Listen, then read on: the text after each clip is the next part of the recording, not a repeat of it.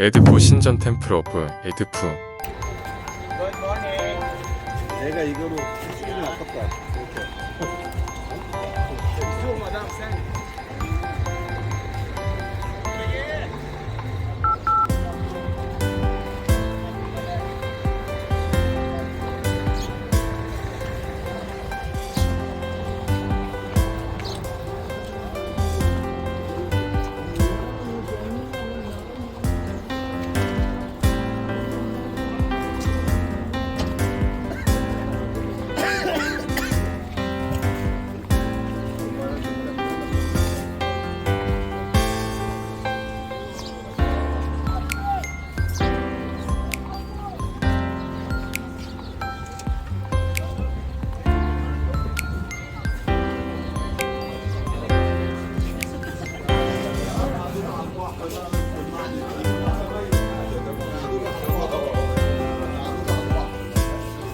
역사.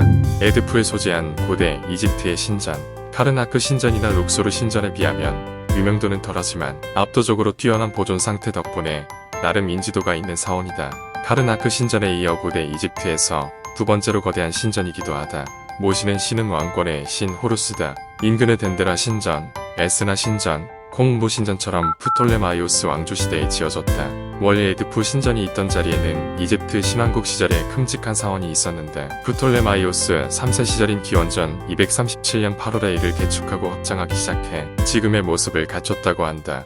사원 개축에 첫 삽을 뗀 건 프톨레마이오스 3세였지만 워낙 공사가 오래 걸리다 보니 현재의 모습으로 완공된 건 프톨레마이오스 12세 제위기인 기원전 57년이었다. 고대 이집트인들은 에드푸 신전이 세워진 자리가 세트와 호루스의 최후의 대결이 일어난 장소라고 믿었다. 그래서 에드푸는 이집트 중왕국 신왕국 시절부터 일찍이 호루스 신앙의 중심지였고 매년마다 축제를 벌이는 등 상당히 번성한 종교 중심지였던 것이다.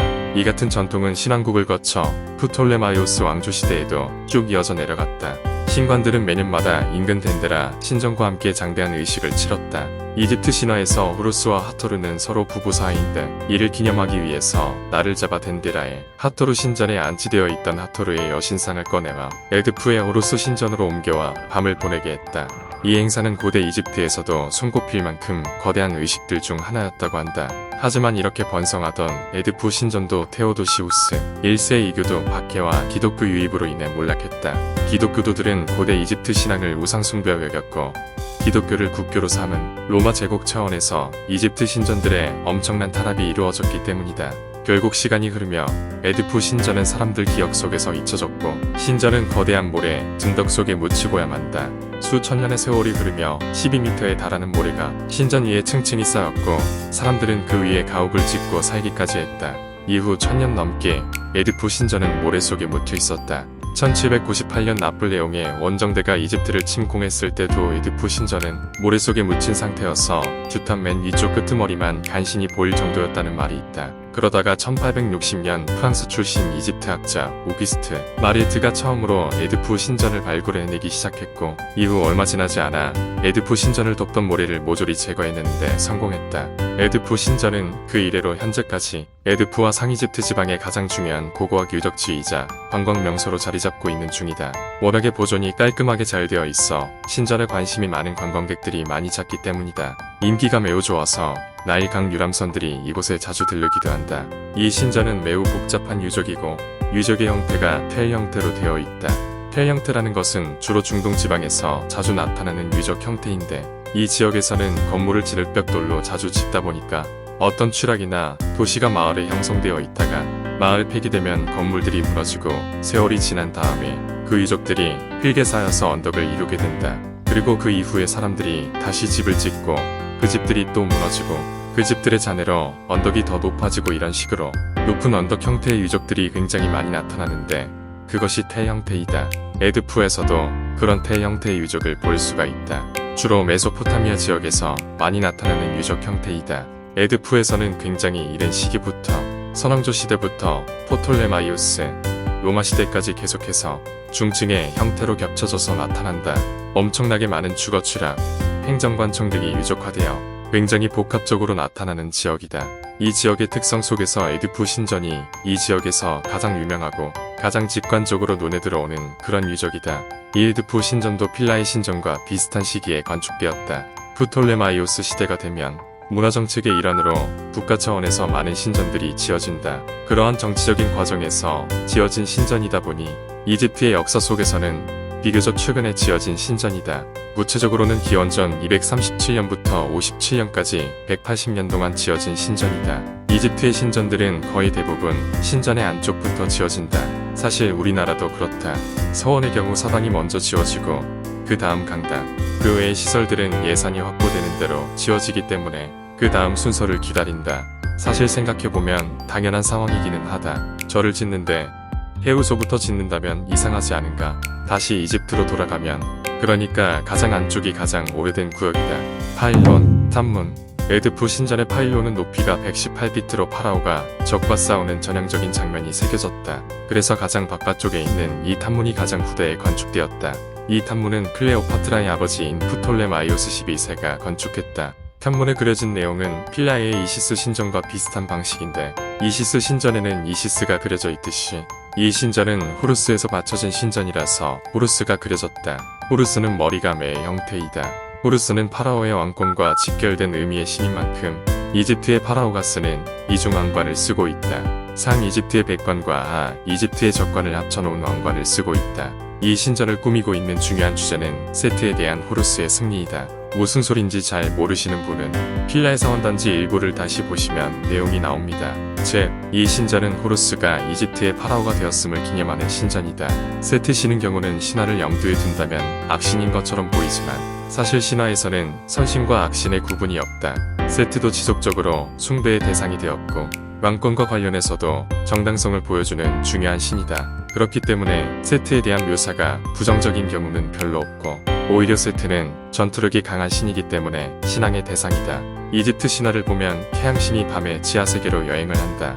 그때 많은 위협들을 만나는데 그때 태양신이 타고 있는 배에서 가장 먼저 활을 들고 적들과 싸우는 신이 세트이다. 그렇지만 이 탐문에 그려진 상황에서만큼은 세트는 적이다. 호루스의 승리를 기념하는 신전인 만큼 어떤 부분에서는 굉장히 부정적으로 그려지기도 한다. 탐문은 굉장히 잘 남겨져 있는데 좌측과 우측의 세로 방향으로 각각 2개씩 홈이 파여져 있다. 저 세로 홈들은 커다란 깃발을 세우는 시설이다. 원래 이집트 신전들은 대부분 탐문 높이만한 깃대를 세웠는데 우리나라의 절을 예로 들면 단간지주 같은 시설이다.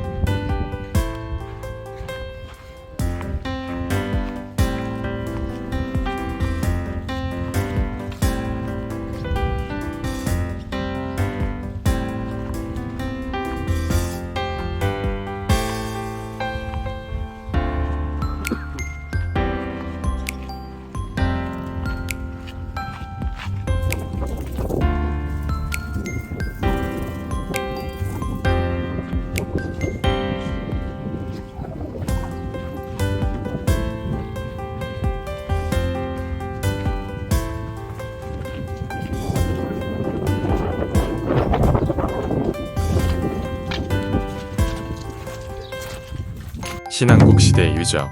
원래 이곳 에드푸는 호루스 신앙의 중심지였다. 그렇기 때문에 현재 에드푸 신전 이전에도 호루스의 신전이 있었다. 에드푸 신전에서 그 흔적들이 확인되고 있다. 신왕국 시대 이전에도 신전들이 있었지만 현재로서는 식별이 어렵고 신왕국 시대의 신전들은 어느 정도 그 윤곽을 확인할 수 있는데 그 신전은 남북축으로 되어 있는 지금의 신전과는 달리 신왕국 시대의 신전은 동서축으로 되어 있다. 바로 이 부분이 신왕국 시대에 있었던 신전 탐문의 기저 부분이다. 저쪽까지 쭉 이어지는데 저쪽은 소실되었고 이쪽만 현존한다. 여기서 파라오의 이름들을 확인할 수 있는데 람세스 2세의 할아버지인 람세스 1세가 쓰여있다. 이 신왕국 시대의 탐문은 람세스 1세 시기부터 지어지고 람세스 2세 시기에 대략적으로 완성된 것으로 추정된다. 천년의 세월을 뛰어넘는 신전들의 교집합 부분이다.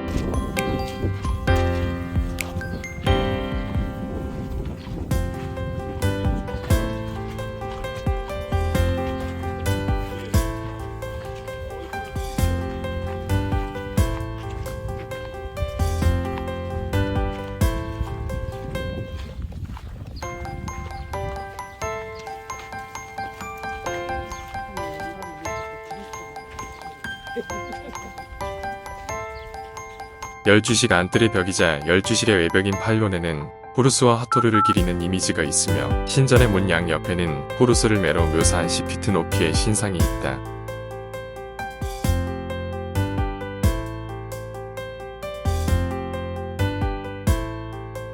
2부로 이어집니다. 2부 12식 안뜰 파일론을 넘어가면 독특하게 생긴 기둥이 세워진 12식 안뜰이 있다. 안뜰의 양쪽에는 사원뒤와 사원을 둘러친 두터운 벽 내부로 이어지는 문이 있어 벽 안쪽으로 들어갈 수도 있다. 여기에는 토지를 기부했다는 내용을 기록한 비문이 새겨져 있고 호루스가 세트를 상대로 승리를 거두는 극적인 모습의 벽화도 있다.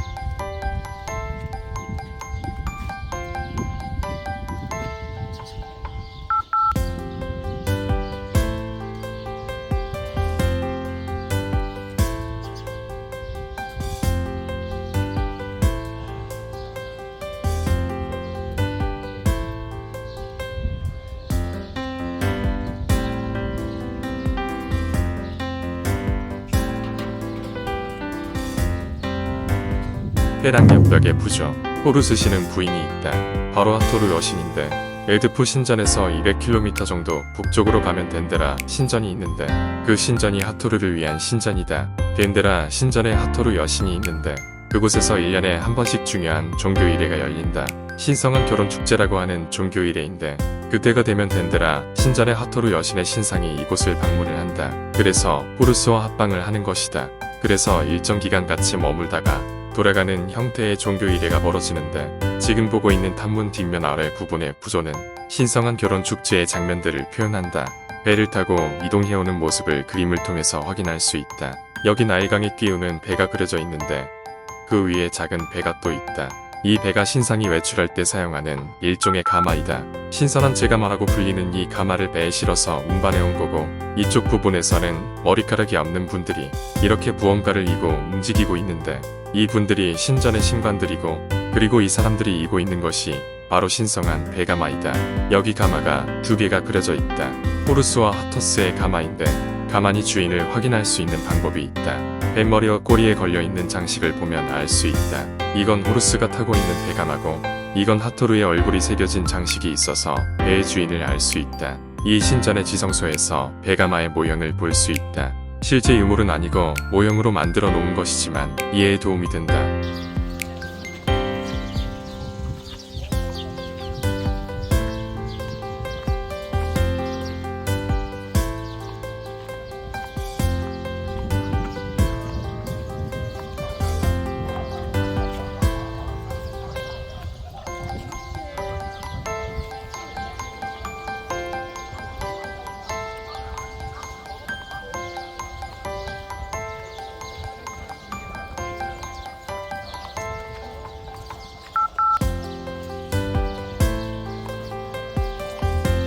첫 번째 12실 12식 안뜰을 지나면 거대한 기둥들이 겹겹이 서 있는 12실로 연결된다. 입구를 지나 12실에 들어서면 빛의 조화 덕분에 확실히 느낌이 달라진다. 수백 년에 걸쳐 지어진 사원임에도 불구하고 워낙에 빛의 투사와 각도를 자세히 조절해서 내부에 실제로 들어가면 굉장히 신비로운 분위기를 풍긴다. 주변에 빼곡한 상형 문자들이 신비로움을 더해줘서 영화에서나 보던 고대 이집트의 분위기를 제대로 느낄 수 있다. 12실 내부 전체에 부조가 새겨져 있는데 신전을 처음 창건할 적에 공행을 드리는 모습도 새겨져 있다.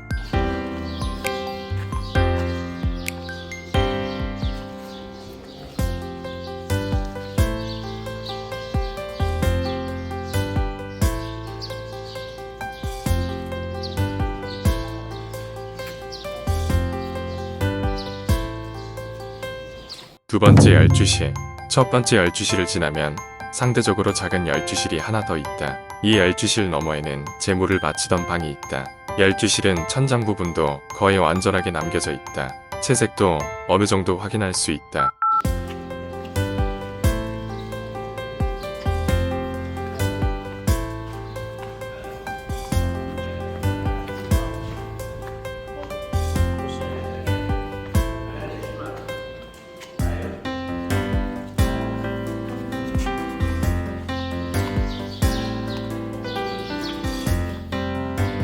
가림벽 뒤쪽으로 이런 시설들이 만들어져 있는데 신전의 파피루스 문서들을 보관하던 문서고였다. 반대편에도 똑같은 모양의 시설이 있는데 신관들의 복식을 보관하던 곳이었다. 이 공간들의 용도에 대한 설명은 공간의 벽면에 쓰여져 있기 때문에 알 수 있었다. 우리나라의 종교시설에도 비슷한 용도의 건물들이 있다. 서원의 예를 들자면 제수를 보관하는 전사청이 있고 문서를 보관하는 장서각 혹은 장판각이 있었다. 이것도 우연인가?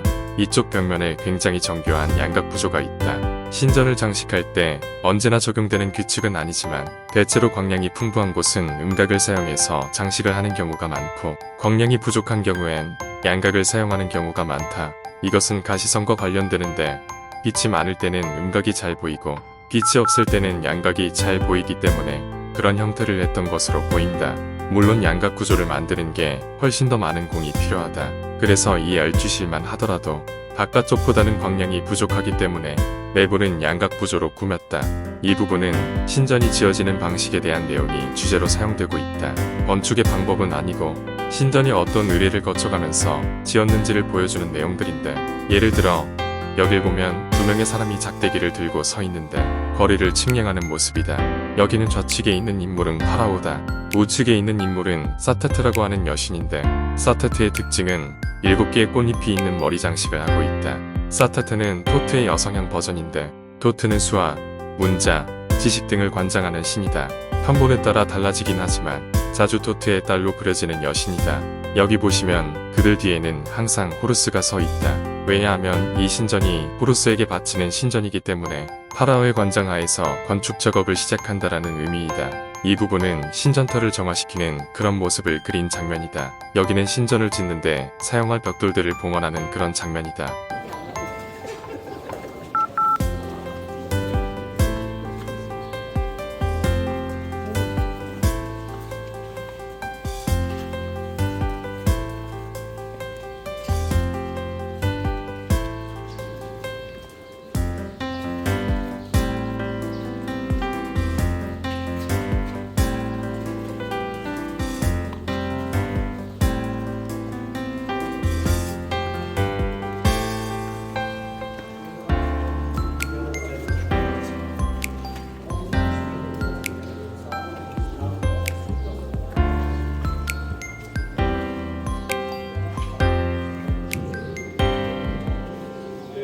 지성소. 두 번째 열주실의 문지방을 넘어가면 마침내 신상이 있던 지성소가 나온다. 지성소는 넥타네보 2세가 화강암으로 지었고 신전 전체에서 가장 오래된 장소이기도 하다. 성소에는 대략 높이 60cm 정도의 금박을 입한 목조, 호루스 신상이 있었을 가능성이 크다. 아마 사제들이 매일마다 신상을 향유로 씻어내리고 신을 대하듯이 극진히 모셨을 것이다. 지성소 자체는 예배당과 방으로 둘러싸여 북향하는 모습이다. 지성소 주위에는 라신이 태양 방주를 타고 하늘을 항해하는 모습, 루트 여신의 모습 따위를 화려하게 새겨놓았다. 축제날에 호루스의 동상이 태양빛을 쬐 수 있도록 신전 테라스 밖으로 신상을 꺼내는 모습도 새겨져 있다. 지성소 안에 있는 저 닷집 같은 것을 나우스라고 한다. 메이아스 고대 그리스의 신전 건물에서 신상이 배치되는 방, 즉 내실을 의미한다. 그리스어에서 온 것으로 그 뜻은 배인데 고물자리에 있는 별을 의미하기도 한다. 저 나우스는 신전 자체보다 더 오래된 건물인데 신전은 기원전 3세기부터 지어지기 시작했다면 나우스는 기원전 4세기 이전 신왕국 시대부터 이어져 온 시설을 재활용한 것이다. 나우스 안에 호루스 신상이 모셔졌을 것이고 그 앞에 신상을 이동시키던 신성한 배의 모형이 있다.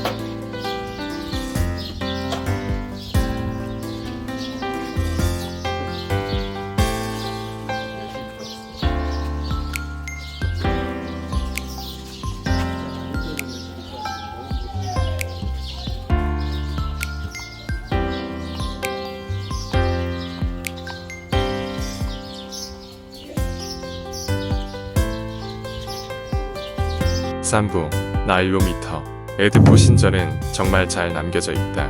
아마 흙 속에 있어서 그랬을 것. 대부분의 신전에도 이런 중간 외벽이 있었겠지만 지금은 남겨져 있지 않은 경우가 많다. 이집트의 신전은 종교기관, 행정기관, 정보기관, 교육기관 등 역할이 다양하다. 우리나라도 그랬다. 불교가 국교화된 삼국시대부터 고려시대까지는 불교 사원이 그 역할을 했고 조선시대에는 향교와 서원이 그런 역할을 했다. 물론 행정기관이 별도로 있었지만 많은 역할을 국교화된 종교기관에서 담당했던 것이다. 이것도 우연일까? 이집트의 정부에서는 정보 수집이 가능한 많은 신전에 나일강의 수위에 대한 정보를 파악할 수 있는 수위 관측 시설, 즉 나일로미터를 만들어 놓는다. 나일로미터는 연례 홍수 시즌 동안 나일강의 투명도와 수위를 측정하기 위한 구조물이었다. 밭이 좋은 토양을 얻으려면 홍수가 얼마나 높아야 하는지를 나타내는 특정한 표시가 있었다. 나일로미터는 왕조 시대에 시작되었고 로마 시대에도 건설되었으며 1960년대 아스완 댐으로 인해 쓸모없게 될 때까지 사용되었다. 강물의 변동폭을 보고하면 중앙에서 홍수의 규모를 예측할 수 있었다. 에드푸에서 체크한 수위를 보고하면 수도인 멤피스에서 어느 정도 예측이 가능했다. 그래서 이집트 나일강 유역 전체에 분포한 수많은 신전을 활용했던 것이다. 나일로미터의 시설은 간단한 구조인데 나일 강물이 들어오면 계단 몇 개까지 들어왔는지를 체크할 수 있었다. 우리나라의 수위 계측기랑 비슷하다. 대표적인 것이 청계천에 있던 수표교.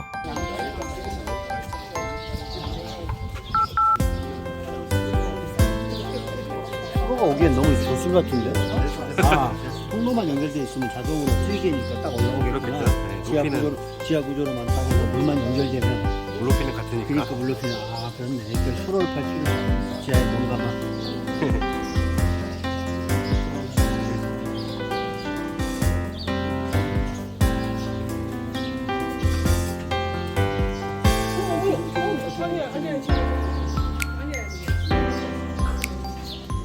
적을 감상하는데 맞아가지고. 신기를 하시네. 신기를 못 봐.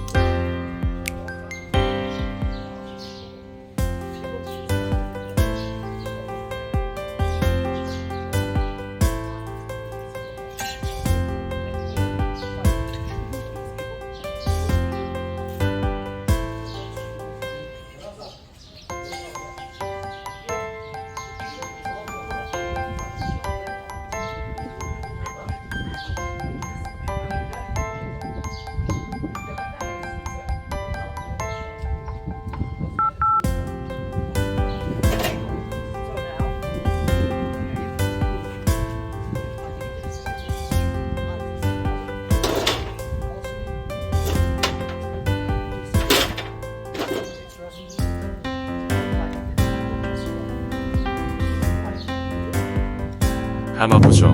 이 얼굴이 파괴된 신이 호루스이다.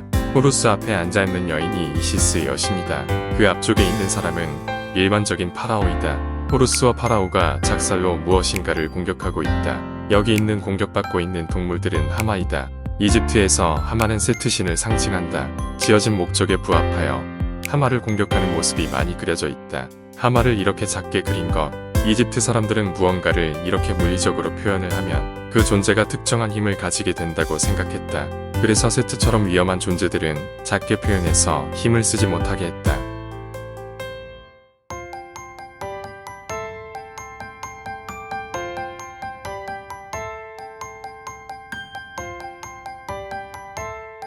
하마를 공격하기도 하지만 이렇게 하마를 타고 있기도 한다.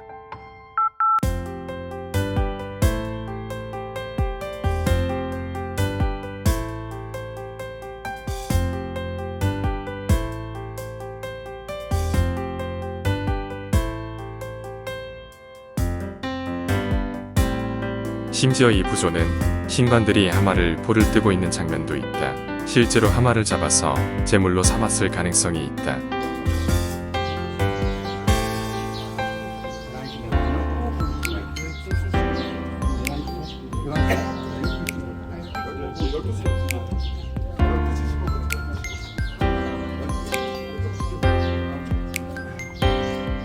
사부 올드풀을 돌면서 주저리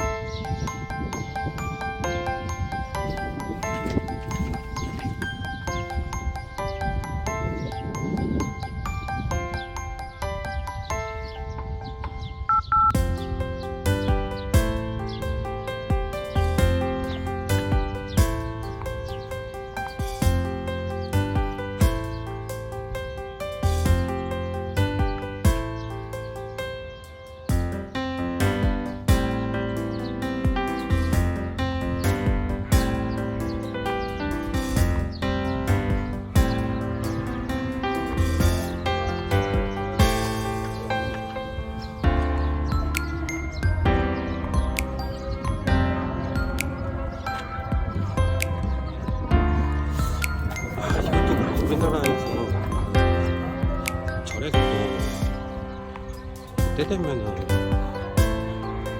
이렇게 방송을 하잖아.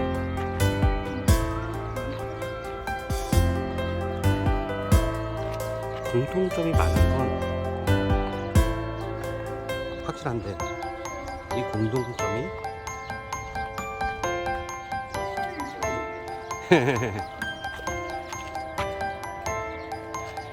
인간의 본성에 의한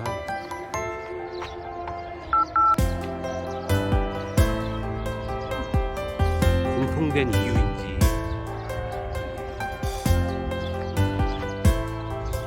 아니면 영향의 결과인지 저희가 지금 발굴하는 조사를 하고 있는데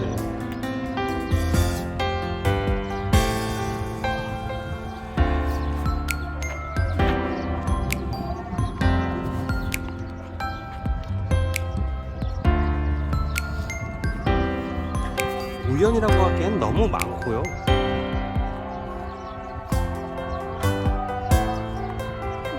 제가 생각할 때는 인간의 이게 어떤 삶의 방식, 그런 것 때문에 공통된 점들이 만들어진 걸 수도 있고, 아니면 서로 간의 영향일 수도 있고, 둘 중에 하나인데, 저는 그 이유를 좀 밝혀내보고자 합니다.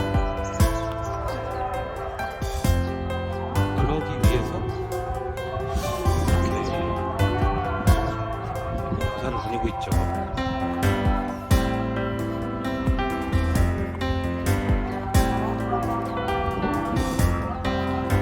이게 뭐 취미생활이자 내 일이고,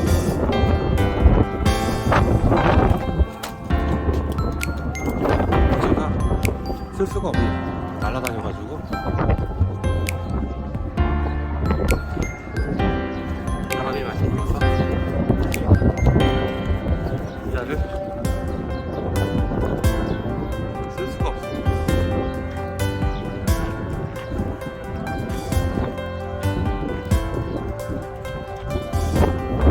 공기가 엄청나고 모래바람이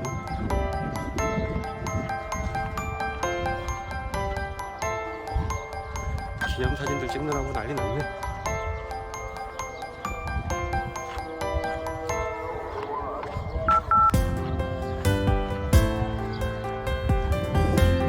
여기도 아까 신전이 있네요. 설명 못 들은. 그래서 아까 이쪽으로 들어갔어.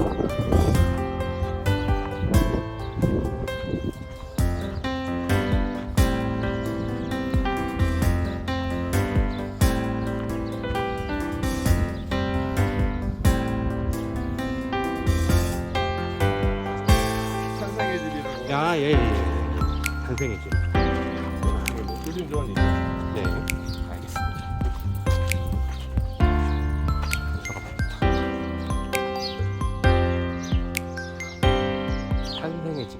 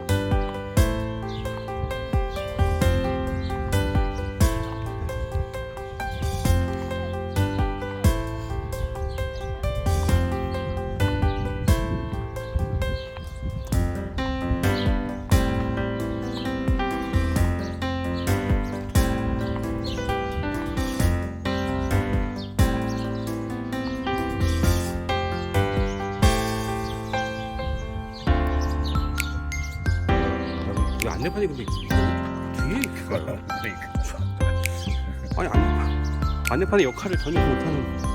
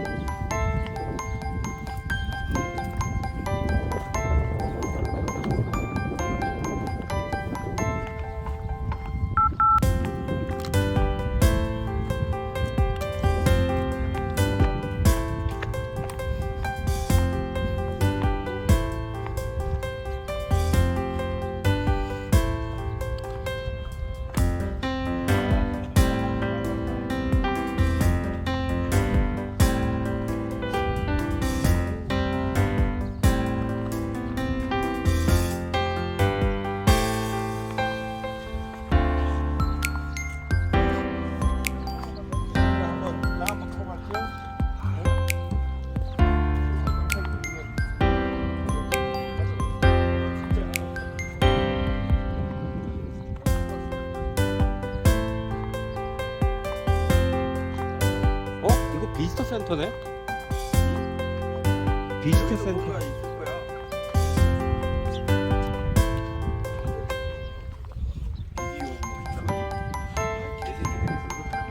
아, 여기 너무 굉장히 심플하네.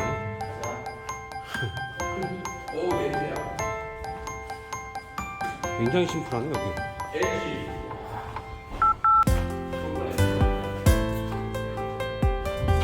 화장실.